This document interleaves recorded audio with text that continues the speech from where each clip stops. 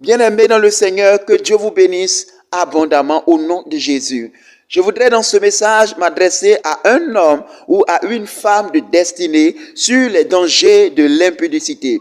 Bien-aimé, j'aimerais que tu comprennes que l'impudicité est très dangereuse pour ton salut, très dangereuse pour ta destinée, très dangereuse pour ta communion et ta paix avec Dieu.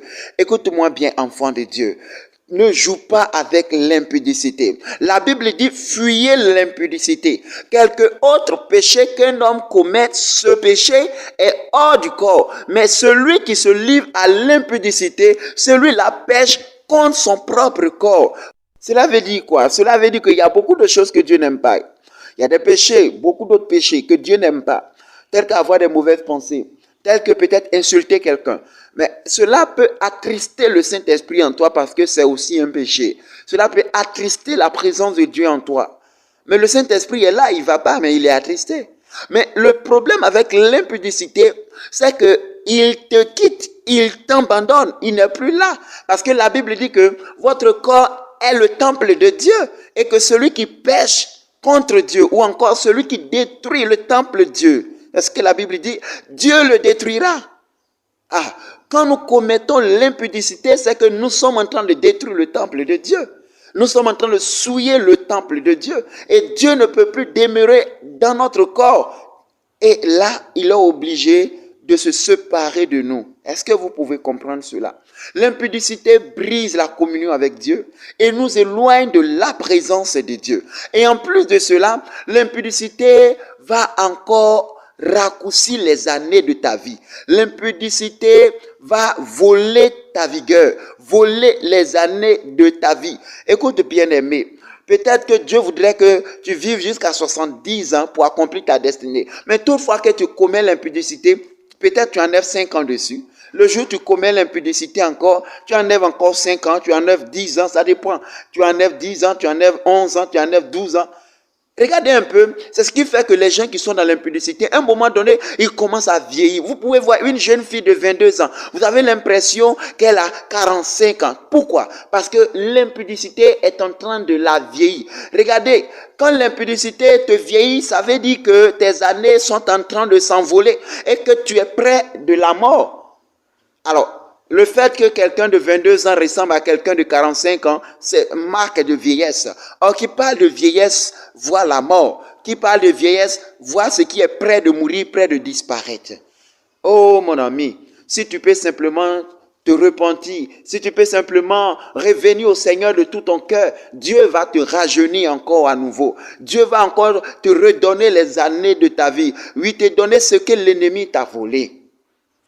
Et ce principe, les satanistes le savent très bien. Un sataniste, il voit, il est vieux, près de mourir. Qu'est-ce qu'il fait? Il voit une jeune fille qui a une grâce de Dieu sur elle et il trompe la jeune fille. Il peut te proposer 1 million parce qu'il sait que ce qu'il peut avoir en toi ou ce qu'il va avoir en toi est plus que des millions. Et il peut te proposer juste 1 million pour sortir avec toi pour une seule nuit, mais il prend les années de ta vie.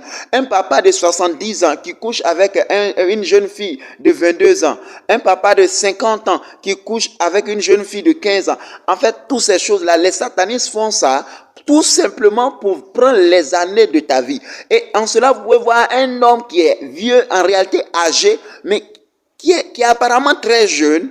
Et le contraire se passe avec une jeune fille de 22 ans qui est apparemment très vieille. Pourquoi? Parce que le fait que tu as touché à cet homme, ou plutôt le fait que cet homme t'a touché, il a pris les années de ta vie. Et toi, tu as pris sa vieillesse et lui, il a pris ta jeunesse. Alors, mes bien-aimés, l'impudicité est vraiment très dangereuse. L'impudicité te vole aussi ta vigueur. Ta vigueur, c'est quoi? Ta capacité à procréer. Et la vigueur ici, c'est à la fois sur le sens spirituel, sur le sens physique. C'est-à-dire, tu peux devenir stérile physiquement parce que tu as commis l'impudicité. Tu peux perdre ta capacité à faire des enfants. Donc, stérile, en fait. Mais aussi, il y a la stérilité spirituelle qui est encore beaucoup plus dangereuse que la stérilité physique. Ce qui veut dire, tu n'es plus capable de créer parce que la bénédiction n'est pas l'argent. Non, la bénédiction, c'est la capacité à multiplier et à créer l'argent. Mais quand vous tombez dans l'impudicité, l'impudicité vole votre capacité à créer, ça vole votre vision, ça vole votre caractère, ça vole votre don, ça vole votre paix, ça vole votre communion avec Dieu. Et l'impudicité fait en vous une autre chose, c'est que ça vous vole la gloire de Dieu. Et du coup, vous devenez sombre spirituellement. Dans le monde spirituel, votre étoile est éteinte et vous êtes sombre et vous ne pouvez plus avancer vers votre destinée et tout autour de vous commence à s'assombrir et vous coulez, vous vous noyez et ce qui va suivre, c'est la mort. Vous voyez, l'impudicité est vraiment dangereuse. L'impudicité vole votre capacité à créer, ce qui veut dire que vous êtes incapable de produire spirituellement. Vous êtes incapable de produire du fruit spirituellement. En d'autres termes, vous ne pouvez pas atteindre votre destinée si vous êtes dans l'impudicité. Ce n'est pas possible. L'une des choses aussi que l'impudicité fait, mes amis, et là c'est vraiment très sérieux, ça conduit à l'enfer. La Bible dit dans Romains chapitre 6 au verset 23, « Car le salaire du péché, c'est la mort. Mais le don gratuit de Dieu, c'est la vie éternelle en Jésus-Christ. » Bien-aimé, l'impudicité conduit à l'enfer. Si tu meurs dans l'impudicité, c'est l'enfer. Tu dois abandonner l'impudicité. Tu dois fuir ce péché-là. Non seulement ça va te rendre misérable sur la terre, mais ça va te conduire à la perte éternelle. L'impudicité te vole ta bénédiction. L'impudicité fait que la grâce, la gloire, la maison ou encore la voiture dans laquelle tu étais censé monter, tu deviens pauvre. Ah oui, l'impudicité appauvrit. Ça appauvrit. Toute personne qui vit dans l'impudicité devient pauvre. Même tu peux avoir des millions aujourd'hui. Mais si tu mènes une vie d'impudicité, ce n'est qu'une question de temps. Tu seras pauvre. Regardez un peu les gens qui sont dans ce péché-là. Regardez tout enfant de Dieu qui tombe dans l'impudicité. Il s'assombrit. Il vient à l'église, il ne peut même plus venir s'asseoir devant. Il est obligé de se cacher derrière. Parce que la paix est partie. Ah mes bien-aimés, abandonnons l'impudicité. Fuyons ce péché-là. C'est vraiment dangereux. Que Dieu vous bénisse.